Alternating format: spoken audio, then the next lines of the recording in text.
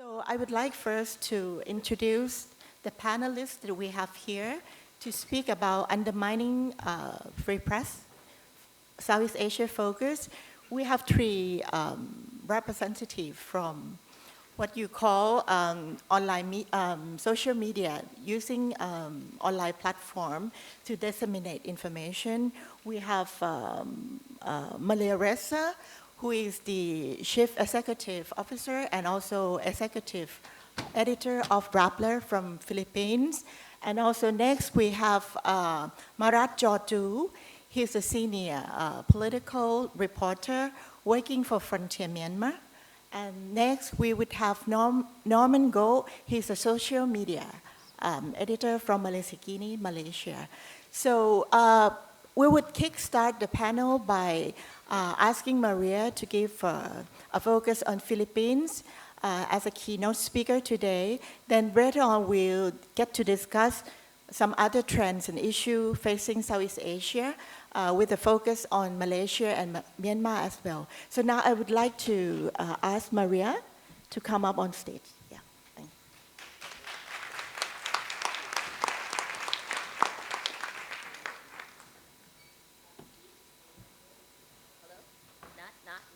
Hello?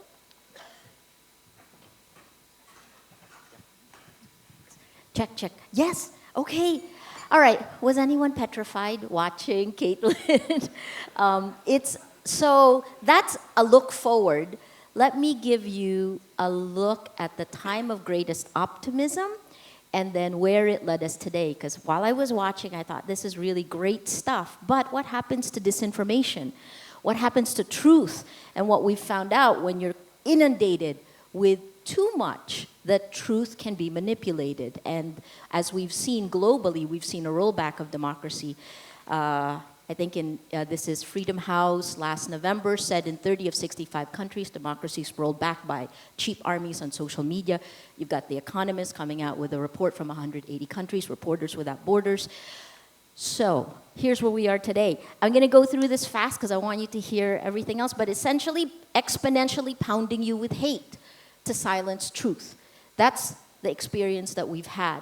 And where do I begin? My friends here have seen me. I became a journalist in the 80s, so that's black and white now, right? That's that. 80s, 90s, 2000, 2010. So I kind of look at every decade. When live shots are there, that's here with Veronica, that is East Timor, when nothing was there. This is ABS-CBN, when the largest network in the Philippines embraced citizen journalism. Guess when we did that? 2005, 2007. And then Rappler began in 2012. So then what happened in 2016? Rappler was set up with this idea that we empower, social media technology will empower everyone. Exactly the same kind of optimism Caitlin had. We empower everyone. It wasn't until 2016, actually the end of 2015, that we began to see what could happen when you're flooded and what that does for governments with dictatorship tendencies. No, governments with authoritarian tendencies. Well, this began. January this year was a really, really bad month for me. We started there. Then we had tax evasion cases where Rappler, I'm obviously a journalist, right? I've spent my life being a journalist. We then became a dealer in securities, or not. And then of course, I couldn't stop my mouth. This is a problem. When I kept getting I ran out of adjectives for the word ludicrous. Ludicrous, ridiculous, please send me, because every time I appear in court, I'm using the same words. And then, of course, this is what happened, what triggered the whole thing. Aside from the tax evasion cases, the first one was when the government literally tried to shut us down. We're still alive. Every day that we're publishing, I'm really happy. Yay! But this is the reality I live with today, and I've done nothing more than be a journalist. The women taking on Duterte in a press freedom fight in the Philippines, I don't want to be the woman taking on Duterte. I want to be the journalist who's doing and telling good stories, right? And then this is where we walk into technology when Bloomberg last December said, what happens when the government uses Facebook as a weapon? And then my colleagues from ABS-CBN, I gotta give you that. Look what they wrote, because I said it. Rappler boss blames Facebook for political division, fake news. It's true, and just in Berlin yesterday, Facebook, it was just me and her together on a panel, on stage, we asked each other questions, and she agreed with me that the Philippines was patient zero in the fight for fake news. Because so Facebook said this, after our elections in May, you had Brexit, then you had the election of Trump in the United States. Anyway, what does that mean? Why the Philippines?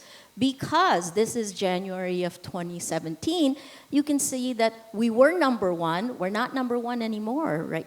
In January 2018, but we are number one on social media, right? And again, watching Tencent, watching Caitlin, made me realize, here I am, I'm going to push Facebook to be accountable. I want to know who will push Tencent to be accountable.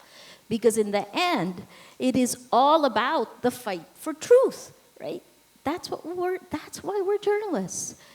And we're the only ones stupid enough to stick our necks out. So, time spent on social media, impunity in my government. I'm giving you a Facebook post of the Philippine National Police in December of 2017.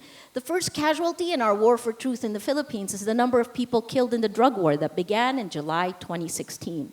In a little over a year and 4 months, the government in this Facebook post admitted that they have killed more than 20,000 people in a year and 4 months. 20,000, well, let me break it down so that I'm actually factually accurate. 3,967 personalities, now that's more than 4,000. That's what police say have been killed in police operations. In Tagalog, we call it nanlaban, they fought. That's why they were killed. And then here, they've never put this in the same framework, but look, 16,355 homicide cases under investigation, deaths under investigation. And they put it under fighting illegal drugs. This is the government's own hashtag, real numbers, because they use it to pound journalists into silence when we report casualties in the drug war. And in a year and 4 months, they said 16,355. No one knows exactly how many people have died in the drug war, but I do know starting in July, my team at night would come home and they would have at least 8 dead bodies. And I'm sure ABS, with its global reach, with all the different cities it goes in, has more. Here's an example of how the real world thinks one thing, but the virtual world thinks another. Right? And these are 2 surveys. The one on top is the Pew Global Attitude Survey, just released January 2018. At that point, they said 86% of Filipinos say news reports are accurate. Because unlike the West, journalists in the Philippines were trusted until the propaganda machine came out in 2016. Why? Because our institutions are so weak that the only people Filipinos can go to for some sense of justice immediately are journalists, reporters. And Pew Global Attitude Survey, when they did this in the real world, 86% they said they believe traditional media in the Philippines is fair and accurate. But at the same time period, Edelman Trust Survey, their local partner is Eon. Look at this one, at their sentiment meter, this one here. Negative perception of traditional media, almost the exact opposite, 86% positive, 83% negative. How did that happen? Why is perception so different? Well, here's how. And what we did is we took a look at data that we've gathered over I've been doing this for 2 years. Those guys who were here, we were in the same room when we were talking about this, right? Let's look at the timeline of the attacks on traditional media in the Philippines. This is from Jan 2015, and you can see it takes a grain of truth. And I'm only going to look at 2 words here, bayaran, which is corrupt, and bias. And I always add the ED because they say bias, but they really mean biased. So grammar Nazis out there. Anyway, you can see this is bias. you can see how it's not really, it's there, there's a little bit of suspicion, but it gets pounded during the elections and it solidifies after the elections. It is pounded.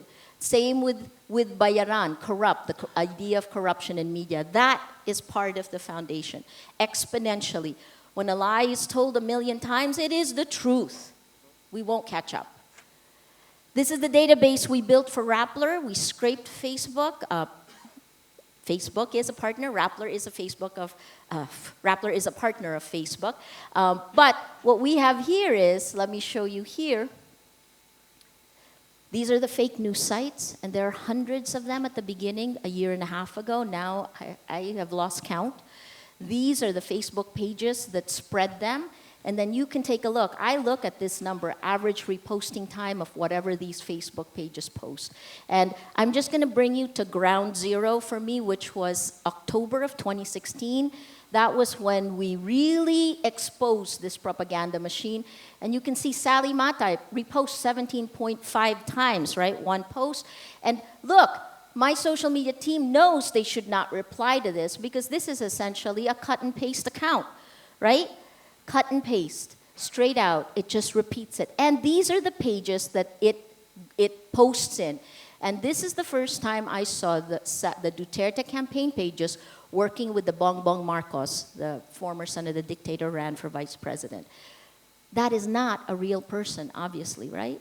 Why is this account still there? And then what happens on Facebook is once the accounts finish their task, they just delete themselves. So you have no record of it. My social media team can type in a particular name and then they will see what that account has pushed together. Anyway, let me show you an attack on the vice president, Leni Robredo. This is January last year. We just pulled out hashtag Leni leaks. These are the accounts. This was actually the account that started it, and this is how it spread. If you have that data, you can look at the social network that spread it. And once you look at this is the same network that attacks journalists. Like me, this is the same network that hit me with at least 90 hate messages per hour starting in October of 2016. Who can live with 90 hate messages per hour? We learned to, right? This is how organized they are. They're broken down. These are the content creators, and they're broken down by demographic. This account takes care of the, it takes care of the pseudo-intellectual. That's one. Middle class, this one. And then this is the mass-based account. This is the foundation of the information ecosystem in the Philippines, right? She used to be a singer-dancer, and now one of the most powerful voices on social media. 97% of Filipinos on the internet are on Facebook. How do they jump to the traditional media? Well, partly, we also do stories about them, but look, this account has a column in Manila Times, which is the chairman emeritus, is in charge of President Duterte's international public relations. And then that works hand in hand. One of the other things that they tried to do was to use state media to actually spread. And this attack on Leni Robredo was spread on state media.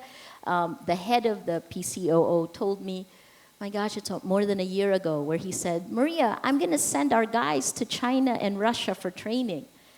And I said, that's not really a good idea. You know that, right? Because he's a former journalist. And then he said, yeah, but Maria, it's free.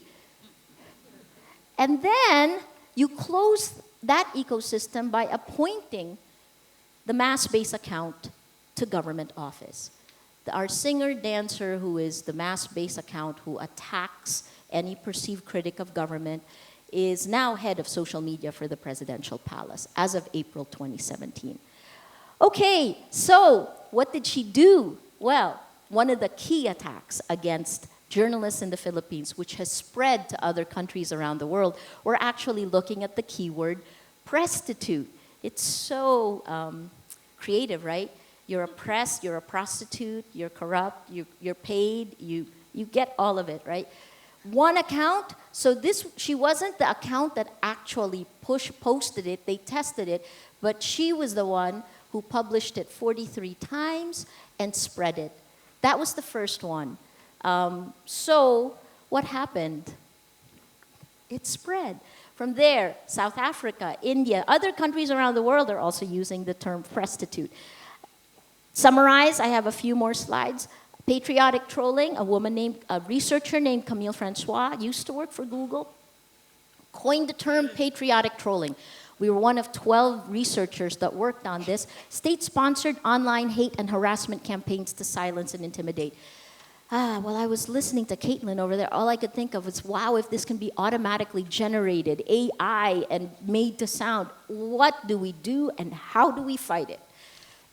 That's my cracking voice, thinking of a very difficult future in that sense. But what does it do? When people used to be the gatekeepers, you couldn't flood the market, but now you can, and you can do it right now. You flood the market with lies.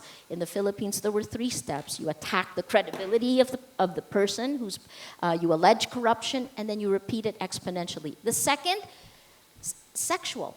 You go, and a lot of this is particularly used against women.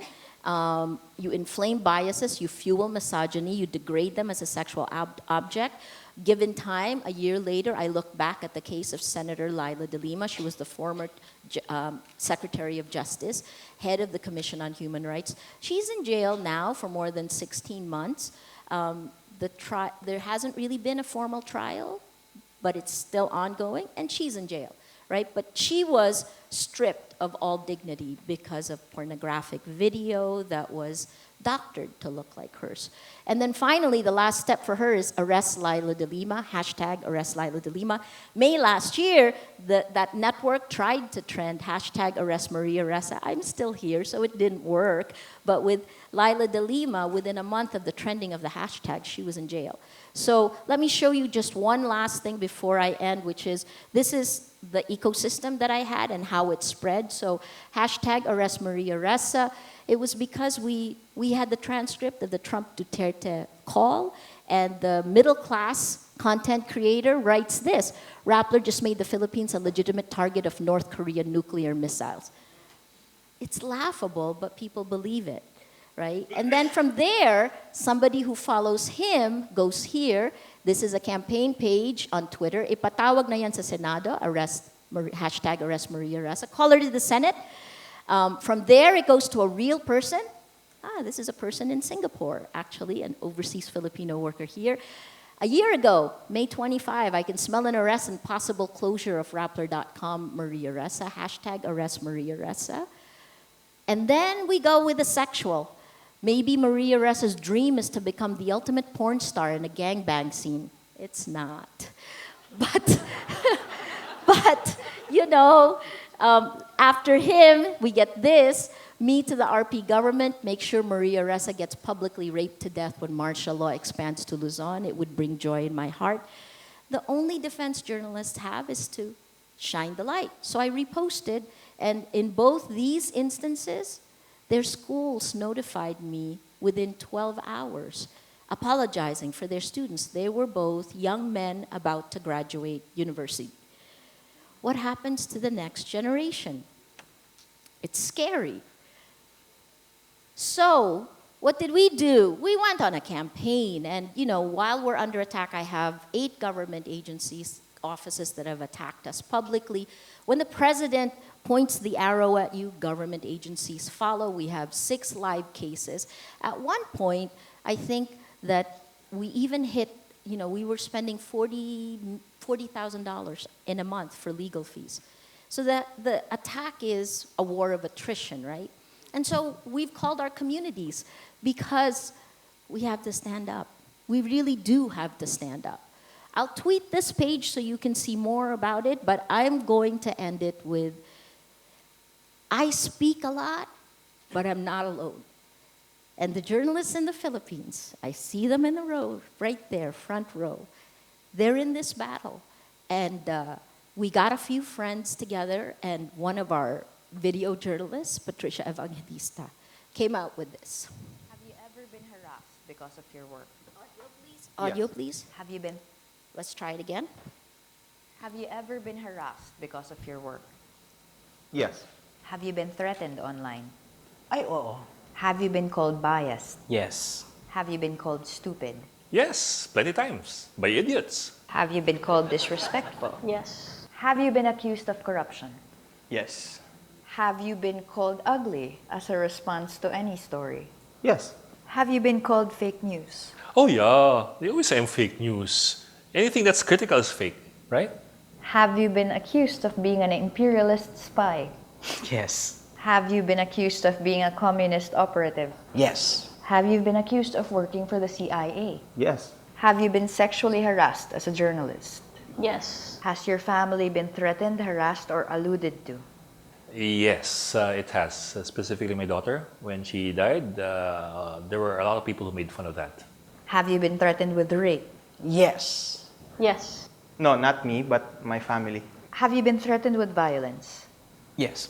Have you been threatened with death? Yes. Have you been told how you're going to be killed? Yes. Has the violence been described to you? Yeah, blow my head off or bury me alive. What will stop you from reporting? Nothing. Nothing. Nothing. Death. Did you have to kill me?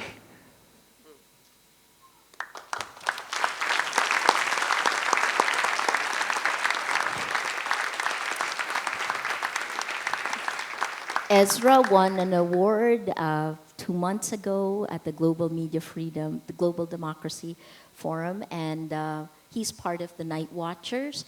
The little slip of the girl that you saw, her name is Pia Ranada. She's our reporter at the palace, and President Duterte himself called up the presidential security guards and banned her from the palace. So just one day she was told she couldn't come in. And she took out her cell phone, as she was told to do if she was harassed, and turned it live and followed the guard and found her way into the press conference and demanded answers.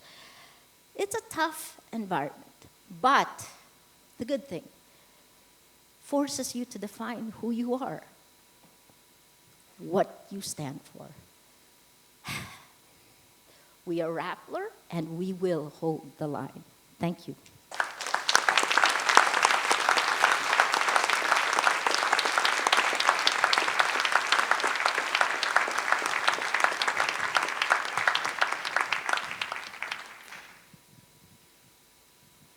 Okay, thank you very much for Maria's presentation. It was so delightful presentation, although it's really to explain the grim pictures in Philippines. So what Maria have been talking about is really echo not only in Philippines, it's also reflect the current trend being overwhelming in this part of the region, and it's what happened in Philippines is really contribute to the overall declining of the press freedom in Southeast Asia. Not only Philippines, we have Myanmar, which basically the sort of optimism in the last 4 years after the landslide victory of NLD. For now, after a few years passed, there's a sort of rollback. It's also happened in Myanmar and also Philippines. So, but still, we also have a bright spot happening. It's unbelievable that the landslide victory of the opposition coalition in Malaysia have at least gave a breathing space for the media in the country. So we would hope to later on ask our representative from Malaysia to give a bit more insight into what next going to happen. But just before we go into the session, I would like to actually give you a brief overview of what actually happening in Southeast Asia over the past year. It's actually from our monitoring. SIPA has focused on Southeast Asia, so we basically have the annual report to identify key trends happening in this part of the region.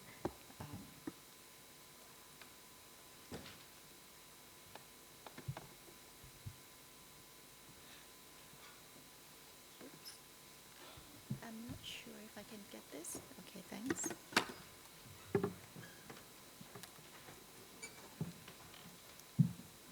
Okay. Here, this is what we call media landscape in Southeast Asia. Look at the backdrop. that is like a black raindrop, right? But it's basically a type of violation taking place. I would actually put it as a minefield of press freedom.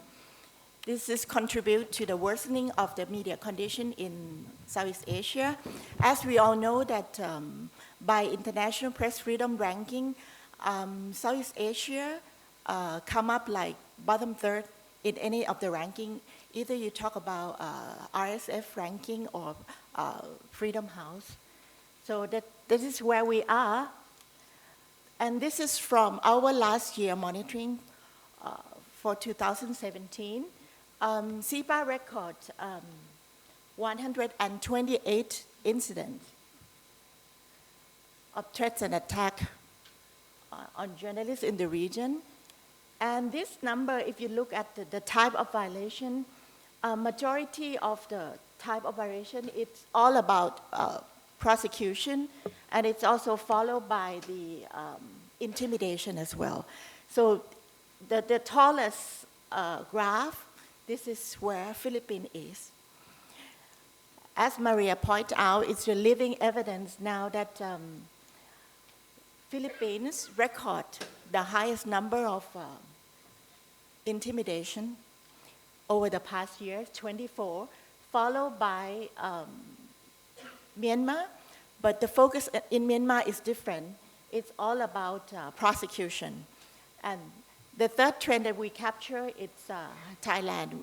Unfortunately, we didn't have the representative in our panel from Thailand. For Thailand, it's really all about censorship. So in Philippines, as Maria has pointed out, it is really a paradox of press freedom and violation against the press. And this is all happening. And in the number of 42 cases, 22 is all about harassment. And the major contributor to this violation is online harassment engineered by supporters of President Duterte. So this is what has been happening. So in Myanmar, I would say there is a huge rollback after the election in 2015. All the incident that has been happening, 11 cases contribute to defamation and prosecution using law, ambiguous law, and arbitrary detention of the press and journalists in the region. And you all heard about the world spotlight now was setting on the detention of the two Reuters journalists. Now the case is still pending, and the world has been watching what's going to happen, because the two reporters was merely reporting the facts, and they were thrown into jail. So. And now, issue for Thailand, as I said, we are currently under the military rules. So a lot of case has to do with censorship and also self-censorship in Thailand. Since the coup d'etat in 2014, the Thai media has been operated under the high scrutiny from the military and its security combined force. So this is here we are, and the target is also critical online media that trying to offer different views or criticals about the military personnel and government performance. Okay. I want to mention a bit about Cambodia, because this is a country that is really going down the drain, and there's going to be an election coming up in next month. So the situation last year alone, it's really a dramatic turns of event where all the independents were wiped out. This is a serious discussion, and it's quite similar to what Philippines facing, where you have a really populist leaders, and he can manipulate news and information and can use his power to stifle the press using laws and regulatory framework now that we are in that kind of the situation in Cambodia, basically we won't have any independent press to report on the coming election. So that is something that should be a concern of people here in the conference and everyone. Okay, I will talk about Malaysia Future later with Norman Goh, but before the election, there was a really intensified crackdown on independent voice and critical media, which attempted to uncover corruption case and scrutinize the government performance.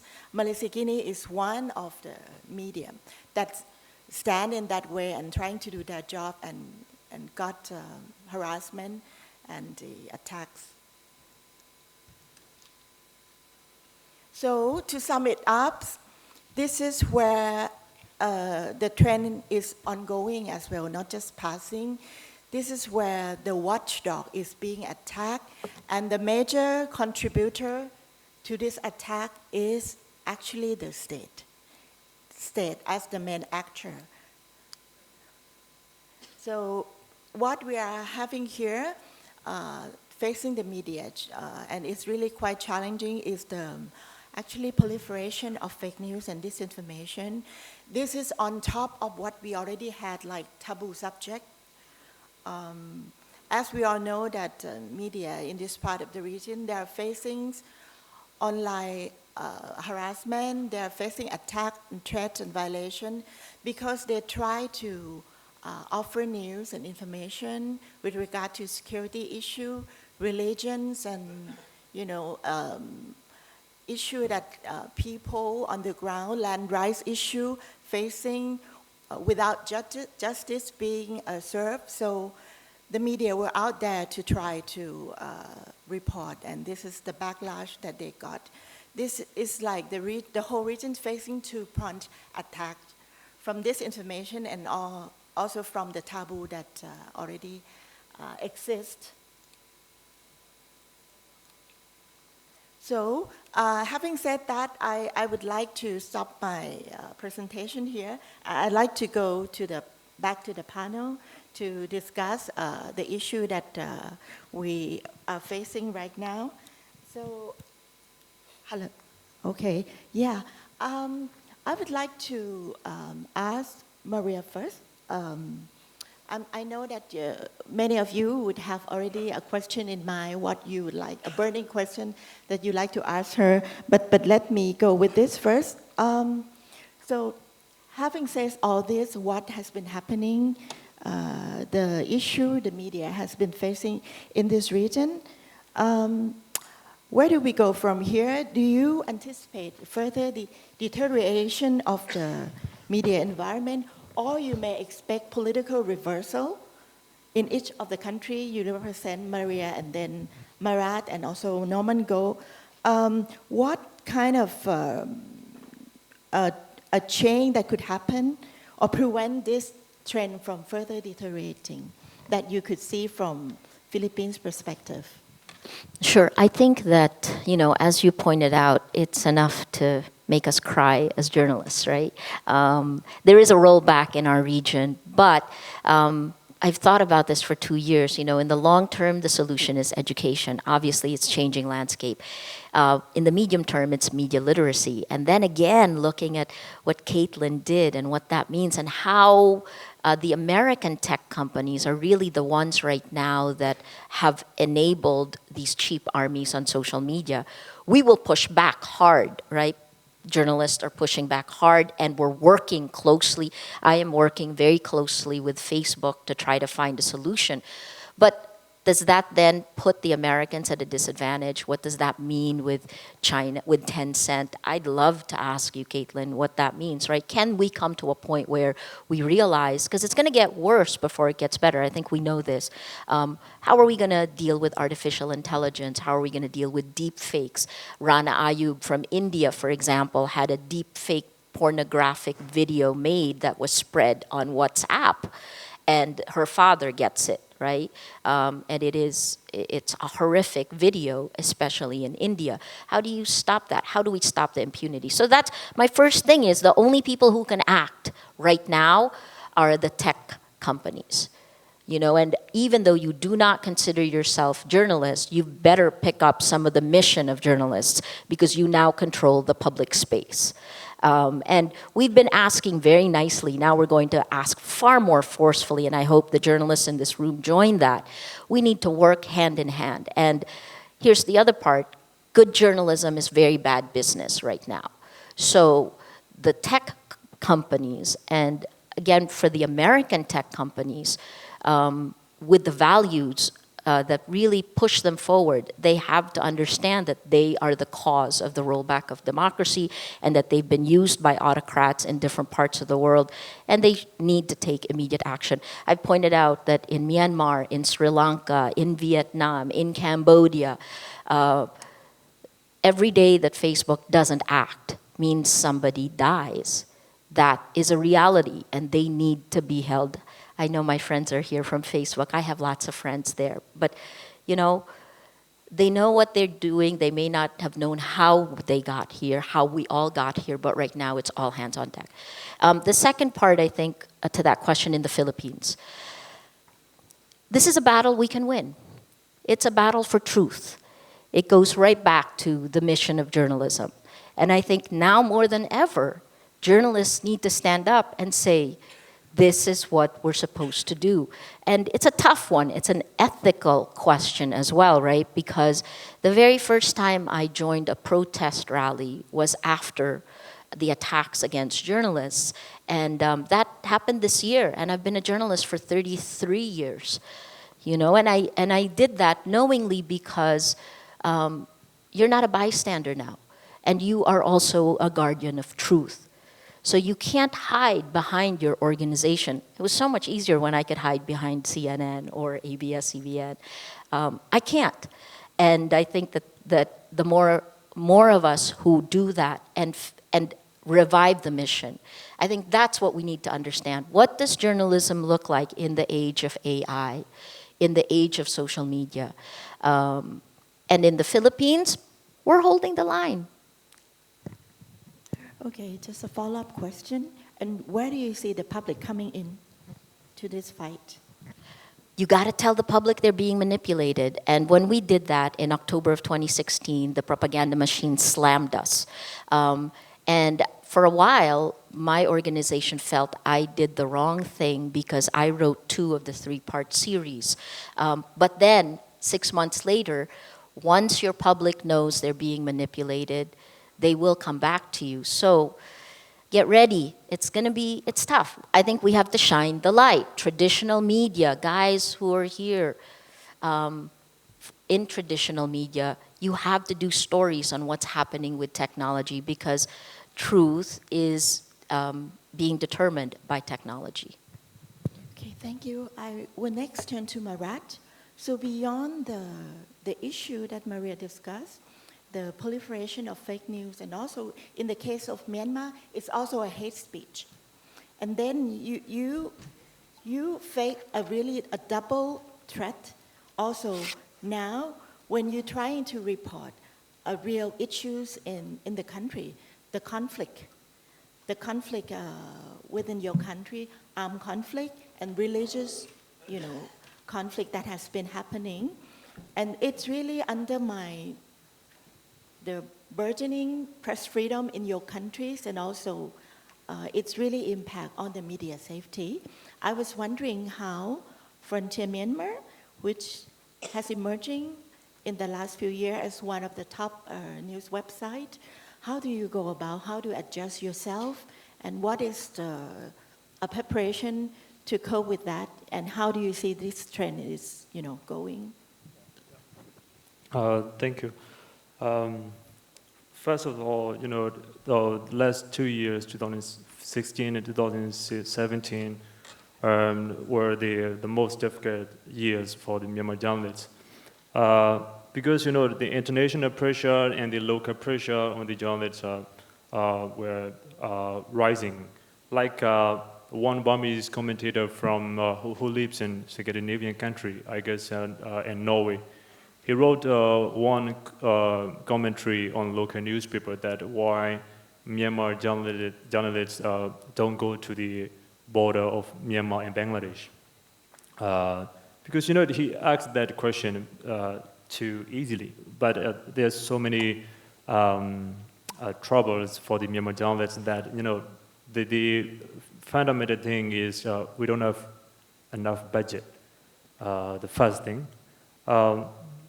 And then, actually all Myanmar journalists want to go to report about the crisis in the border of Bangladesh and Myanmar, but we cannot. On the other hand, we have to take 2 or 3 months to get visa at the Bangladesh embassy in Yangon. So that's one of the problems. And then another problem is many publishers in Myanmar are facing the losing the revenue, every month, and then many publishers they want to expend the money for their luxury cars and luxury houses, rather than to use for only one tiny investigative story. Very recently, dozens of reporters from Democratic Voice of Burma, they were fired because of the organization losing revenue, and then their funding, they got no more funding from the donors. So many reporters were fired right now.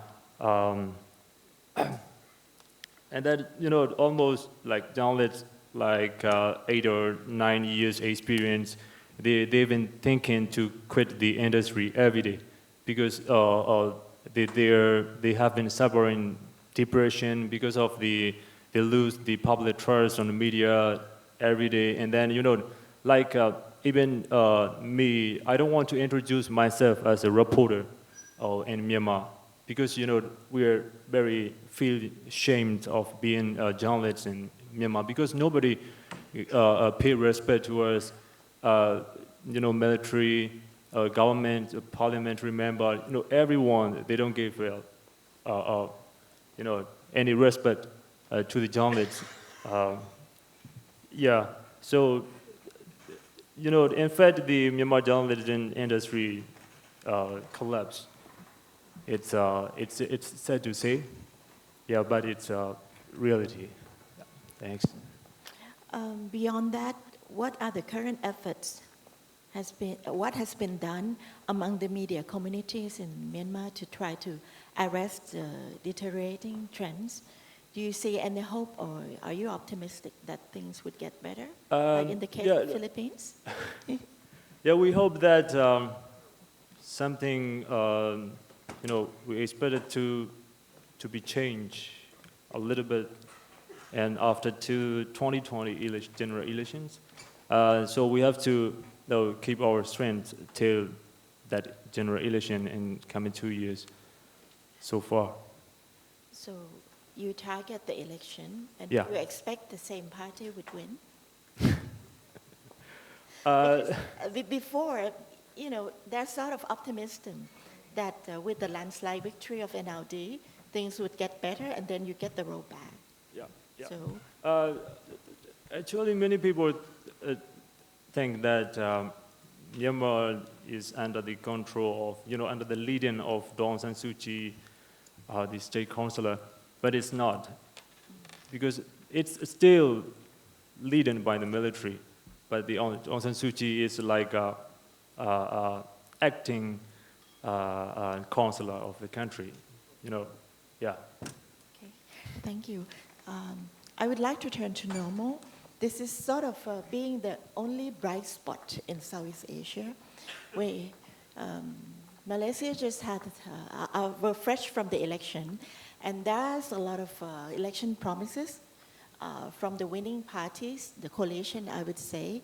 One of the things that Dr. Mahathir said is he will review the anti-fake news law, but we recall that before the election, he did say he will repeal So, I mean, how the media community detect some kind of a little change within that promise, or do you think that the new government will be seriously tackling this issue as part of the institutional reform?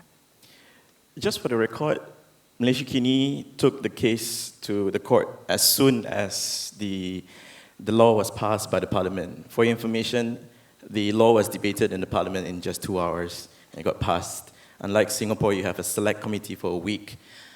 We did not. You don't have a chance to speak about it. And then back to Dr. Mahathir, it was also written in his manifesto, and I went back to read again. Is this really sure that what he said? Yes, he did say he wants to repeal it, and he wants to free up the media and all that. And although optimistic, and he called himself a former dictator, we will still keep this government in check.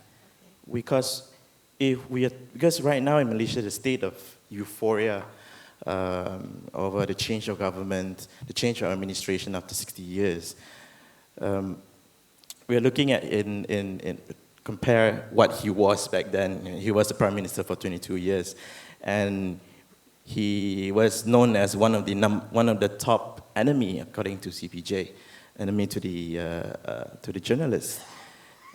How different is it now? We experience as much more access to politicians, especially to the government of the day, the ministers. Now, back then, for us, critical media, independent media, we were often being shunned aside, denied our access. In the previous administration under Prime Minister Najib, Malaysia Kini, as well as other online media, critical media, we were banned from entering the Prime Minister's office, Home Ministry, Finance Ministry, Defense Ministry, you name it. We were banned from entering. To a point we were shoved aside when we try to ask questions. So we see there's a really interesting trend where, despite he said he review, when he said review, it was an immediate reaction from the leaders within his coalition saying that, no, we have to repeal it. That is what we have promised. And later on, it was the Minister of Communication, Gobind Singh, he said that we are going to table this in the parliament. But we will, as journalists, it's not just the online journalists, everyone, the traditional media, the mainstream, must keep this government in check and fulfill the promises to repeal these laws that restrict our voices in reporting. It's not just anti-fake news law because it's not clearly defined and all. Can you imagine that you can be jailed up to 6 years and pay a fine 125,000 for if you are charged under anti-fake news law? And put a note again, it was Dr. Mahathir himself who was one of those early ones being probed by the previous government because he posted on social media that his private jet was sabotaged during the election campaign. So then again, there are also calls by one of the veteran member of the parliament, Lim Kit Siang. He mentioned this in one of the press conference. He said, anti-fake news law and fighting all these misinformation and disinformation should come from the journalists, and journalists should be the one drafting the law. And everyone were afraid, will this be just the same voice with Mahathir using law by, it was a blanket ban on this, on trying to control the voice and reporting truth. But it comes, in my opinion, I feel that we should ask ourselves, are journalists in Malaysia doing enough in pushing all this? Because what we're seeing, what we're feeling right now, journalists are not together enough. We're very segregated into different groups. We divide ourselves that you are an online media, you are independent, and you are mainstream, you are government-owned. But at the end of the day, when any one of the journalists getting attacked, they seem silent. But all not that is grim, that when anyone, and for example, just recently, one of my colleagues was, she rant, no, I wouldn't use the word rant. She was telling her experience of being, she didn't get information from the coverage of a minister. She started questioning, is this a selective choice of media because you are pro-government, and the excess of journalists trying to ask questions, and then security personnel trying to stop the journalists. When that report came out, we published her comment, and she posted it on social media. Guess what happened? The same thing, exact same culture before election. Supporters of the current government went to attack her. She's a veteran journalist. She called her names. You are a fat lady. You should get a pretty lady asking questions instead. They sort of it questions again. All habits die hard. I totally agree with some of the what Mario was mentioning. We need to educate the public. Even though the government, the current administration is pushing for a larger media freedom, we need media literacy to educate the public to change this culture. Thank you. So it seems to me that among us, we sort of have consensus that what currently happening and how to address this is not just responsibility of the media, also the public as well, and state to some extent. But we sort of feel a little discouraged by the fact that a lot of audience and public, they are really willing to hear fake news, and they tend to believe it. What else can be done from our part, to sort of address this issue? Because no matter how you want to try to lead the public to believe, to have media literacy skills and, fact-checking, they really want to believe whether it's true or not. And how do we get out of this trap? Tech.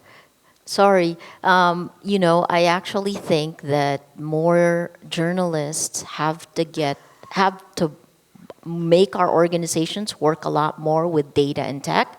And tech companies need to actually embrace the profession of journalism. Because even if they do not want to be held legally liable, as each of our organizations are legally liable for what we publish, while tech companies want to stay away from that, they now have taken the gatekeeping powers, right? We're no longer the gatekeepers. It's been disaggregated. We create content like an AI now. I'm smiling on that, right? But the distribution is no longer ours. So in order to get our power back, we need to actually learn more about this new technology, and then at the same time, take stock of our world. We're going to be forced to be braver than we thought we could be. That's a phrase from one of our young millennial reporters. You have to be braver than you think you are, because we have to bring our communities together. And the technology exists to do that. The autocrats have just gotten there ahead of us because they're using a scorched earth policy. When you're talking about hate speech in Myanmar, you're talking about hate speech against journalists. It's just not been defined as hate speech, right? So that's part of our problem, is the old world definitions have to shift. I like the Back to the Future in Malaysia. I do agree. It is back to tech. And then in the midst of the hoax busting and verification workshop we had in Google, in the midst of it, I had to look at my phone again. Oh no, there's another fake news. No, not say fake news. People were using our logo, Malaysia Kini, and put Mahathir's photo, and then civil servants have to work 6 days a week now. And the Prime Minister's office called me. And I told them, can you check again? Can you check from our website that we publish? So it's to me, it burdens the journalists. Now, why are we doing all this thing when the tech can actually help us? Now it's the time that I totally agree with Maria that tech and journalists have to work on this, because at the end of the day, we are going to lose this battle. If we do not fight this, if we do not hold our hands together, we are going to lose. All of us are going to lose. Yeah, in Myanmar, but it's like a contrary thing, because the most responsible organization is just government. Because we're calling their Facebook page like State Consular Facebook page, and the Ministry of Defense Facebook page is the most hit traffic Facebook page. They got the most likes on the Facebook than any other news media. So, and then they never do the press conference. So if they have to announce something, they just post it on the Facebook. So, many people just believe the Facebook because of the governments. Because governments always do the statements on Facebook, and then the finance minister will be fired and commented like that. It's like a rumors. And then in a few days, many reporters asked the governments, is it true the finance minister will be fired? And then they said no. But in a comment 2 or 3 days, it's right, like that. So many people are they don't rely on the reporters and journalists and news media. They just rely on the Facebook. Yeah. But can I tell you the sure. big chunk of Myanmar's problem is that it went in 2 to 3 years' time from 2% internet penetration to 75% internet penetration. And like the Philippines, we have 0 rating, meaning that Facebook is free on your cell phone. And that allows these kind of viral exponential spread much more, and it's free. And the older folks, so more in Myanmar maybe, but even in the Philippines, we've been trained to believe what we read because it's been vetted by journalists' organizations. Well, it's not been vetted anymore, but no one's told our what we've learned over time. No one has actually forced us to shift it. More and more it's starting. It's interesting that it has to start from the West. Why does it have, why do we not get any efficient answers from American tech companies until the US faces its own problems with disinformation? Okay, thank you very much. Just before we open the floor to audience, I'm sure that you have a lot of burning questions. I just want to have each of the panelists just say SOS message. What kind of need or support do you need from the region and from the global community, media community? And Kulachada, unfortunately, that we're going to have to wrap with that because you all know each other and you can all go to your colleagues and ask them questions, but we will have to wrap. I'm so sorry. So please, Kulachada's request to you for your final comments. Yeah, please, one by one. Maria first. I think no one person, no one group, whether it's tech or journalists or government, can solve this problem by themselves. The technology is changing so fast. We created a geopolitical world order over centuries. And now that has been turned upside down, and the information is at the core of creating power. So at the very core, quickly for me, I should ask my Filipino colleagues to stand up. They're all sitting in the row. Journalists need to come together. Stand up, guys. Go! Jing, Nadia, Howie. They're pushing forward, and it is a battle we will win. So we need to come together as journalists and make demands. The truth reigns. Okay, next, yeah. Speaking the truth isn't easy. I think going through so much challenges, despite all this, we keep thinking that we are alone in this fight, even as journalists. The one thing that we learned through this Malaysian election, and we knew that we learned one thing. Even the night of election, we thought that tanks is going over to Malaysia Kini's office and shut us down. It didn't. Believe in what you are doing as journalists, the belief in what you are telling for the need of people. And the public will eventually support you. And you will see the support from the public. It will come naturally to you when you believe, when you stay true to yourself in reporting. I know true journalism is going to be a bad business, But I truly believe they will come, and it will be a strong support from the people because they want to see the journalists taking the front line of building a better country. Okay, Mratt. Yeah, but last 2 or 3 days, very recently, the Washington Post, one report that the Rohingya men, they had no freedom to wear pants in Myanmar, like that. It's very funny for Myanmar people. And on the other hand, like Myanmar, has been head by the international media and the international pressure on the media as well. Because we got a lot of criticisms, we are stuck in the middle of nowhere. We don't have any road where to go like that because all the pressures around us like that. And then, very recently the UN envoy said there will be a military coup in Myanmar like that, but it's not true. Yeah, thank you very much. Now, how many minutes we have? Not? Okay. Your questions and your comments were so moving, and I think a lot of the questions we might have asked have been answered. So it was a wonderful panel. It was a moving panel. It was an inspiring panel for all of us journalists in this crowd.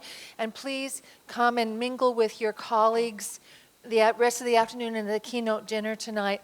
Thank you so much for a wonderful Thank you, panel. everyone.